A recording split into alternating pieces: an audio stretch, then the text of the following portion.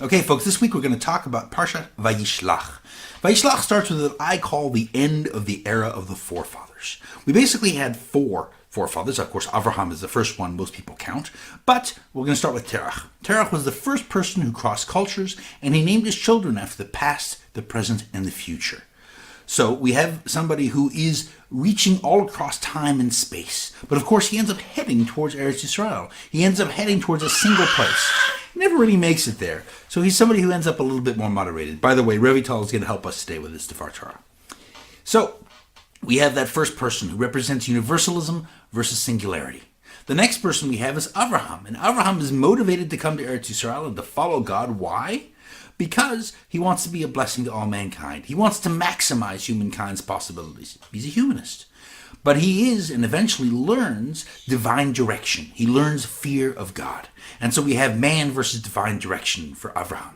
The third person we have is Yitzchak. Yitzchak is somebody who starts off grasping for the concrete, wanting to embrace the physical, and he learns the importance of intangible relationships. So we have the concrete versus the intangible. And finally we have Yaakov. Yaakov starts off as the most willful of all the forefathers. He is somebody who's always associated with the leg, with the idea of doing his own thing and doing what he wants to do, and he ends up being somebody who learns self-control and patience. And we see that self-control and patience reflected in his wrestling with the angel and is effectively giving the brachot back to Esav. He gives back to Esav the honor and the wealth that he has acquired, and by doing so, he walks away from those brachot and realizes that the true path is one in which he exercises greater self-control. So now we've got all these great traits, all this great balance and seasoning in the people and the forefathers and in the establishment of who we are as a people. But what are we doing with it? What's the point? And I think when you look at human emotions, there are basically, there's many different ways of dividing them up, but I like to divide them up into 5. You have fear, surprise, joy, anger, and disgust.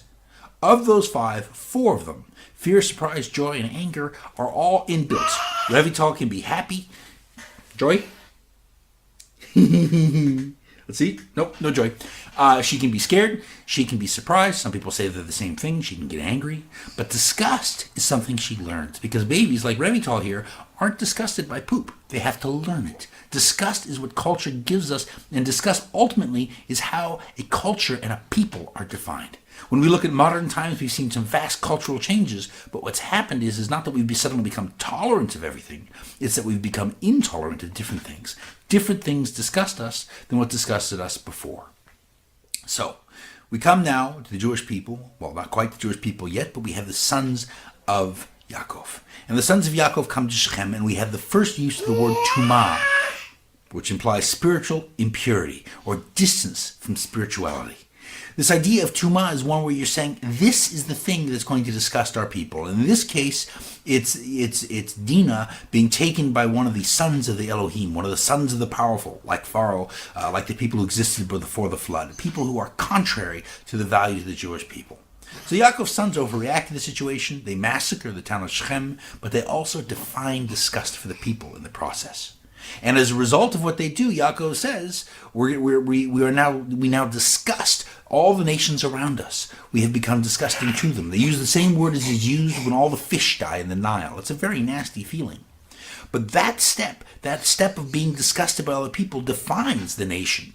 So much so that Yaakov continues onwards and he puts away all the foreign idols. Now he's just defining himself as distinct from all the people around him. And he steps away from foreign convention by giving honor to a mere nursemaid and ignoring what fate would seem to declare for her. And ultimately, he is named Yisrael.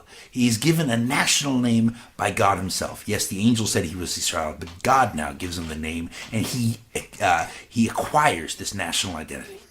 So after a long absence, Yaakov finally returns to his father Yitzchak. And Yitzchak lives in a place with 3 names. Of course, it's been a place we've brought up before, but now 3 names are all brought together. The first is Mamre. Mamre refers to a bird crop by which a dove can give milk. This is the way in which, like mother's milk, reflects an animal, a mammal, being physiologically dedicated to the next generation. Likewise, Mamre reflects a passing on of legacy. That would be legacy for those of you who didn't hear it. The second one is Kiryat Arba, which means a Kiryat is a place or a happening of 4 or multiplication. The word is the shorish is used for both things, and I think that this represents growth. And finally, we end up with Chevron, and Chevron means to come together or friendship, and it represents community. These are the three concepts that sustain our nation. Now, today, we live, many of us, in the land of Israel, in the place of legacy, of growth in the community, in the place of our forefathers. Yitzchak dies here, but his legacy lives on in us. We have acquired the seeds of nationality and the value to sustain those seeds. And now it is our mission to continue to grow as a people and to spread those seeds and to accomplish our national purpose. Shabbat Shalom.